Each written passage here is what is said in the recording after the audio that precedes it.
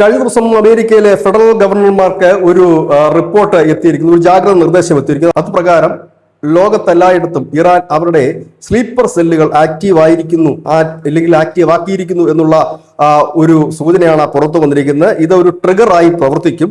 ഖമേനിയുടെ മരണത്തിന് തൊട്ടു പിന്നാലെ എൻക്രിപ്റ്റഡ് മെസ്സേജുകൾ ലോകത്തിന്റെ വിവിധ ഭാഗങ്ങളിൽ ആയിരക്കണക്കിന് ആണ് പ്രചരിച്ചത്. ഇത് എൻകോഡ് ചെയ്ത് വരുന്നതേ ഉള്ളൂ. പക്ഷെ ചില എൻകോഡ് ചെയ്ത മെസ്സേജിൽ നിന്ന് മനസ്സിലാക്കാൻ കഴിയുന്നത് ലോകത്തെല്ലായിടത്തും ഇറാന്റെ പ്രോക്സികൾ അല്ലെങ്കിൽ സ്ലീപ്പർ സെല്ലുകൾ ആക്റ്റീവാണ്. അതോടൊപ്പം എൻക്രിപ്ഷൻസ് കീ കയ്യിലുള്ളവരെ തെരയാനും അമേരിക്ക ആരംഭിച്ചിട്ടുണ്ട്. ഈ സെല്ലുലാർ നെറ്റ്വർക്ക് ഉപയോഗിക്കാതുള്ള ഒരു നീക്കമാണ്. അതുകൊണ്ട് തന്നെ ഇത് കണ്ടുപിടിക്കുക വളരെ പ്രയാസകരമാണ്. രഹസ്യ ഓപ്പറേറ്റീവുകൾക്ക് സ്ലീപ്പർ അസറ്റുകൾ നിർദ്ദേശം നൽകുന്ന ഒരു രീതിയാണ്. അതായത് അമേരിക്കയിൽ പ്രവർത്തിക്കുന്ന ആ വ്യക്തികൾക്കും മറ്റുമൊക്കെ മറ്റു രാജ്യങ്ങളിൽ നിന്നാണ് അവരെ നിയന്ത്രിക്കുന്ന ഒരു രീതി പോകുന്നത്. ഇത് സെല്ലുലാർ നെറ്റ്വർക്ക് അല്ലാത്തത് കൊണ്ട് വളരെ എളുപ്പം ഇതിനെ കൈകാര്യം ചെയ്യാൻ കഴിയില്ല. എൻകോഡ് ചെയ്ത് എടുക്കാനും ബുദ്ധിമുട്ടുകളുണ്ട്.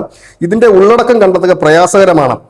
ഈ സ്ലീപ്പർ സെല്ലുകൾ ഒരുപക്ഷെ പ്രതികാരത്തിനായി ഇറാൻ ഭാവിയിൽ ഉപയോഗിച്ചേക്കാം, ഇല്ലെങ്കിൽ ഏത് നിമിഷവും ഒരു ഉത്തരവിനായി ഈ സ്ലീപ്പർ സെല്ലുകൾ കാത്തിരിക്കുകയാണ് എന്നും അമേരിക്ക കരുതുന്നു. ഇത് അമേരിക്കയിൽ മാത്രം ഒതുങ്ങുന്നതല്ല, ലോകത്തിന്റെ വിവിധ രാജ്യങ്ങളിൽ ഇത്തരം എംബസികളെ, അതുപോലെ തന്നെ ആളുകൾ കൂടുന്ന ഇവിടങ്ങളിലെല്ലാം ഇത്തരത്തിലുള്ള പ്രവർത്തനങ്ങൾ ഒരുപക്ഷെ സംഭവിച്ചേക്കാം എന്നാണ് പറയുന്നത്. നമുക്കറിയാം, നിലവിൽ തന്നെ ഇറാൻ ഔദ്യോഗികമായി തന്നെ അവരുടെ പ്രോക്സി സംഘടന വളർത്തുന്നുണ്ട്. അത് ഹിസ്ബുള്ള ആയാലും ഹൂത്തികളായാലും മിലീഷ്യൻസ് ആയാലും ഒക്കെ അവർ നിയമപരമായി തന്നെ സഹായിക്കുന്ന പ്രോക്സി സംഘടനയാണ്. ഇത് കൂടാതെ ആയിരക്കണക്കിന് സ്ലീപ്പർ സെല്ലുകളാണ് ലോകത്തിന്റെ വിവിധ ഭാഗങ്ങളുള്ളത്. അതുകൊണ്ട് തന്നെ ലോകത്തിന്റെ വിവിധ ഇടങ്ങളിലെല്ലാം തങ്ങളുടേതായ പോക്കറ്റുകൾ ഇറാൻ വളരെ നേരത്തെ തന്നെ സ്ഥാപിച്ചു കഴിഞ്ഞിരുന്നു.